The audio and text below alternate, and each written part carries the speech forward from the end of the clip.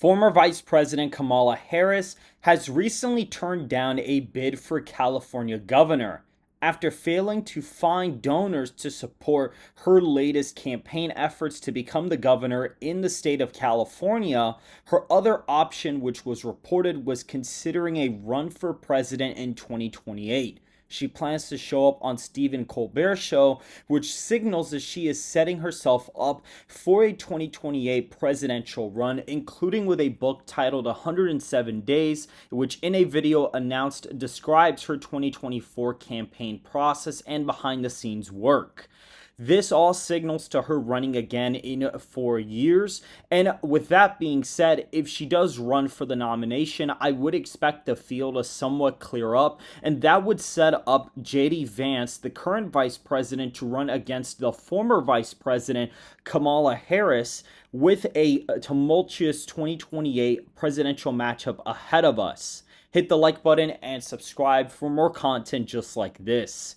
Looking at the historical context of this, Donald Trump won the 2024 presidential election with 312 electoral college votes to 226 electoral college votes, with the incumbent president, then president-elect, winning 77.3 million votes to Harris's 75.0 million votes in the national popular vote, scoring major wins in the states of Florida, Texas, Iowa, as well as in Arizona, Nevada, North Carolina, and in Pennsylvania, as well as in the state of Michigan. They were remarkable results for the electorate that was expected to show out, as well as the states of California, Illinois, and New York, shifting an average of 7 points in the Republican direction altogether, bringing together a pretty big landslide type of win for the former president. And this is a modern day landslide where Donald Trump was able to convince low propensity voters to show up in droves to vote for him in a national presidential election.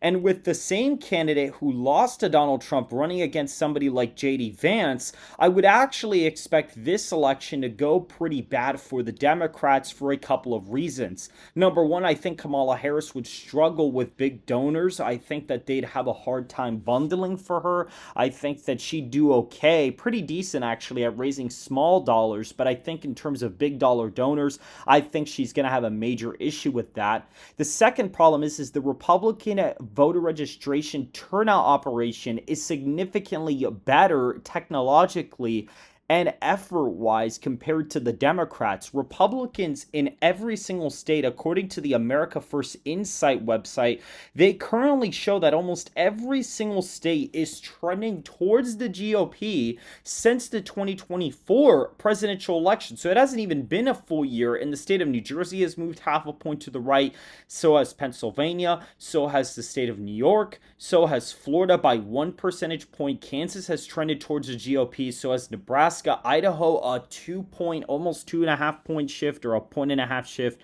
West Virginia being a 2-point shift. You have California at 0.5 percentage point shift. So in every single state on the map except Wyoming, which only has like a 0.04 percentage point Dem trend, which is basically nothing. That's pretty much like a statistical wash at that point, really. That's a very, very small gain. It probably was like a voter maintenance, like voter roll cleanup or something that probably caused that. But when you look at this electorate, you clearly see that Republicans are still gaining nationwide. And when you look at, for example, some of the presidential polling, Emerson did not do polling for Kamala Harris against J.D. Vance, but they polled J.D. Vance against other Democrats, and he is beating all of them by pretty decent amounts. He's beating Gavin and AOC by about 3 points nationally, and he beats Buttigieg by about 1 point nationally. He sits at 45 to 46% of the national popular vote, which in this case, I think he'd get a higher share of the national popular vote, given the fact that by the time we get there, a lot of voters would have made up their minds, and as well as the fact Kamala Harris running again, I think would inspire major Republican turnout across the country to avoid her from being elected the next president of the United States. And so given the fact that Republicans have a much better voter registration advantage, as well as their technology gap, as well as the fact that Harris will probably struggle with with some big donors outside of the Democrat Party and in the general election, as well as the fact that you have JD Vance being the RNC fundraising chair. That is a big deal, as well as the fact that Donald Trump has a $1.5 billion war chest, which I project to hit about $4 billion by the time we get to 2028. And a lot of that can go to the Republican nominee, in which case I believe that would be JD Vance. JD Vance would basically have to spend 0 minutes basically fundraising for the 2028 presidential election during the year of 2028 if Donald Trump were to hand him the war chest that would be built up by the time we get there. And so because of that, JD Vance just alone strategically on the ground campaigning will have an advantage, because Harris will have to go out there and get donors. He wouldn't necessarily have to if Donald Trump gives him the war chest, which is something that I predict will end up happening. So with all of that being said, this does produce a bigger Vance victory than it did for Donald Trump just a couple months ago. Idaho, Wyoming, Utah, Montana, the Dakotas, all of Nebraska, as well as all of the at-large votes of Nebraska, including the 3rd Congressional District, as well as the 1st Congressional District, are all in the safe column, as well as Oklahoma. Texas still remains in the safe Republican column at over 12 points. So does Alaska at a whopping 14.5 points. Missouri, Arkansas, Louisiana, Mississippi, Alabama, Tennessee, Kentucky, Indiana, West Virginia, South Carolina, all stay in the Republican column, as well as Iowa, which increases its margin to 14 points. This is exactly, give or take, a 0.8 percentage point shift to the right. JD Vance loses about 24,000 votes in raw voter turnout in the state, and Harris, though, loses 41,000 votes in the state. So a 20,000 net gain in votes for Vance produces a 14-point margin in the Buckeye State.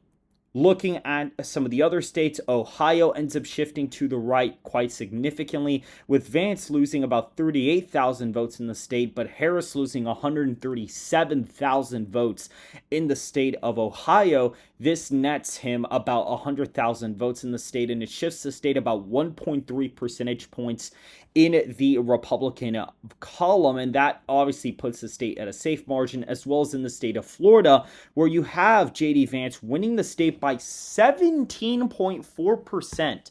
This is a 4.3 percentage point shift in the Republican column, and it nets Vance about 277,000 votes in the state of Florida, as well as losing Harris about 288,000 votes. So Vance nets about 600K votes in the state of Florida, producing a humongous landslide win for him of about 2.2 million votes in the state of Florida.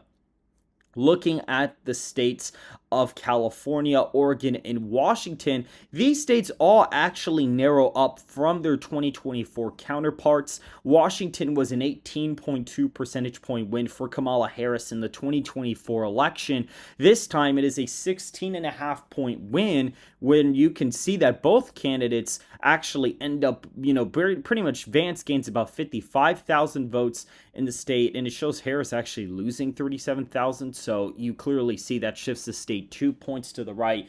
In Oregon, you see a 1.5 point shift there, with Vance gaining about 14,000 votes and Harris losing about 40,000 votes in the state of Oregon. So that again also shifts the state into his column. And then Vance only losing the state of California by 14.5 points, with Vance gaining about 632,000 votes in the state and Harris losing about almost 300,000 votes. This nets Vance almost 900,000 votes in the state of California, which ends up giving him a 5-point shift in the state, which is actually the biggest shift on this map so far, making California still a safe state, but almost not even in the safe Democratic column.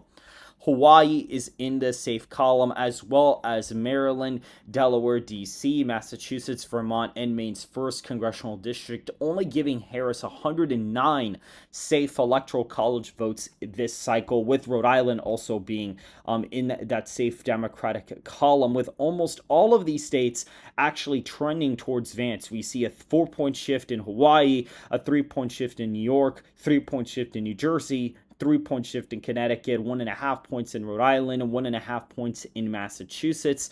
And so all of those safe states pretty much move in the Republican column. Even Maryland and Delaware, to an extent, also move in the Republican direction here.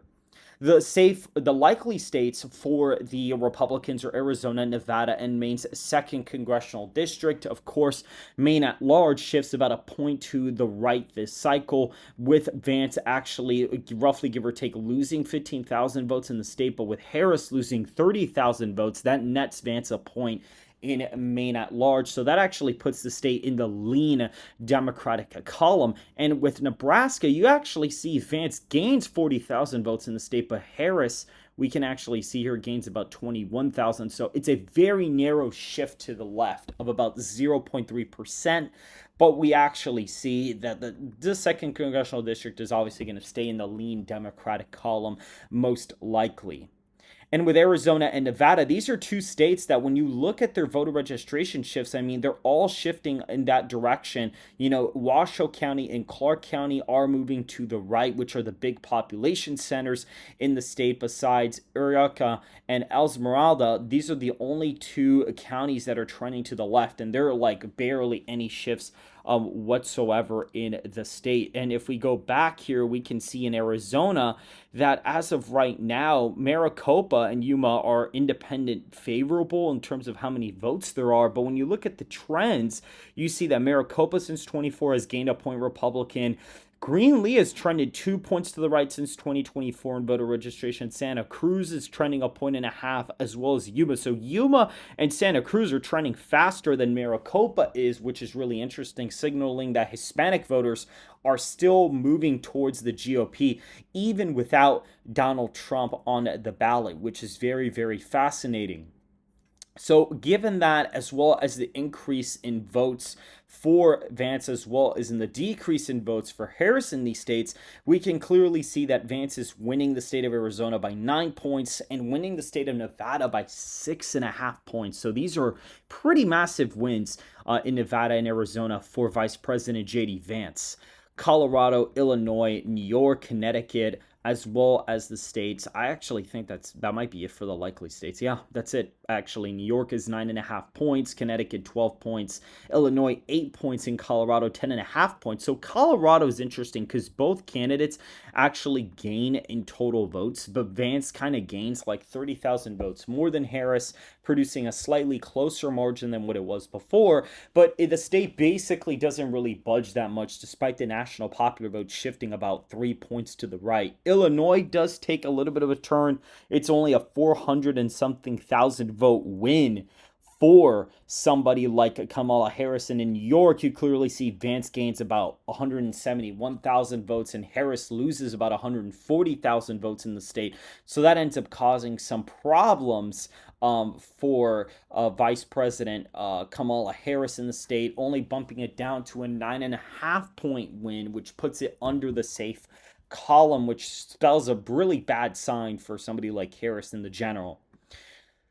If we look at the states of, for example, Georgia, North Carolina, Pennsylvania, and the state of Michigan, these are all in the lean Republican column as listed here, with Michigan being a 2.5 point win, as well as Pennsylvania being a 2.7 percentage point win, with North Carolina being a 4-point win, and Georgia being exactly a 2-point win in this matchup.